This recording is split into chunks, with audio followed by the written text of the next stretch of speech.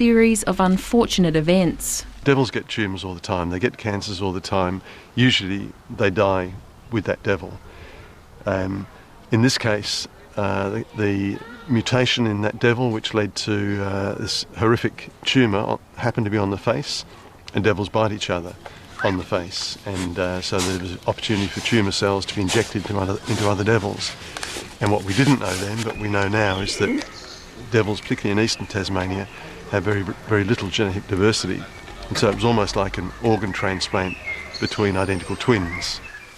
While there has been a breakthrough of sorts, Stephen Smith sees the continuing establishment of quarantine populations as the most important part of the program. If the disease were to lead to the extinction of devils on the Tasmanian mainland, we need to have a healthy population elsewhere with enough genetic diversity in it to be able to re-establish the devils here.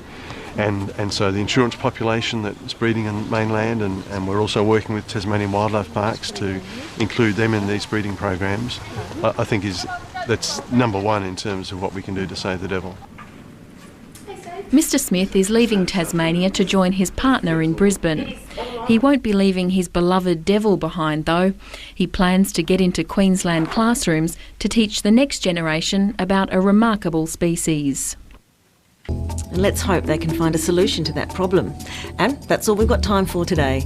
To find out more about any of the stories you've seen on Nexus, check out our website. And tomorrow, we'll cook some of Tasmania's finest seafood. Remember the days when the Rest Point Casino had just opened, and pop into the Theatre Royal, one of the city's true historic gems. Looks like another great program, so I'll see you tomorrow for all that and more.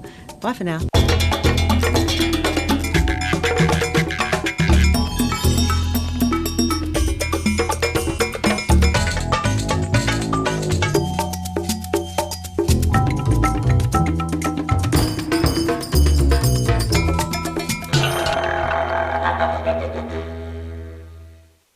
Sunday. I fly like a bird. Pack your bags and get set to travel. And every time you come here, there's something different you see. As we explore the very best of Down Under. It's great. Special place. From the Red Centre to the coast. This is incredible. Just look at that. You'll discover the magic of Australia. You'll be amazed what you will do when you come up here. You would never think you would have done before. Experience Travel Oz. Sunday on Australia Network. The Great Australian Weekend is here. That's more like it. That's what the fans want to see. If you want a taste of real action, Yes. then we have a feast for you. Wow. Well, sensational. Sensational Super 14s, National Rugby League, That is really brilliant. and AFL action. Stunning start right on the bell. Start your Great Australian Weekend here on Australia Network.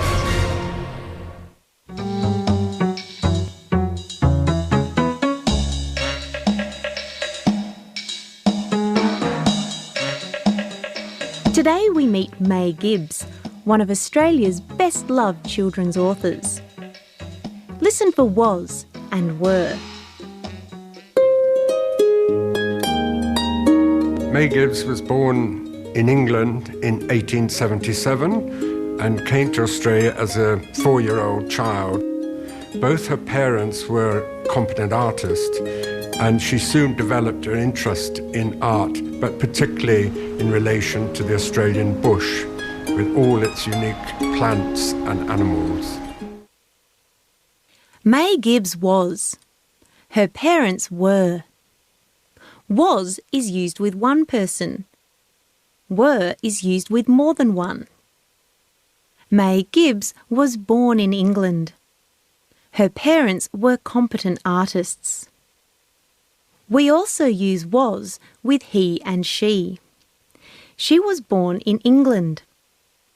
What else did she do in England?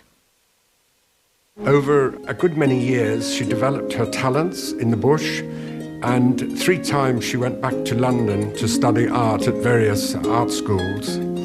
And on her last visit to London in 1911, she was successful in having her first book published. She went to art schools. She was successful in having her first book published there. So was is used with I, he and she. She was a student. He was a student. I was a student. With you, we use were. You were a student. What was her first book called? That was titled About Us. That was titled About Us.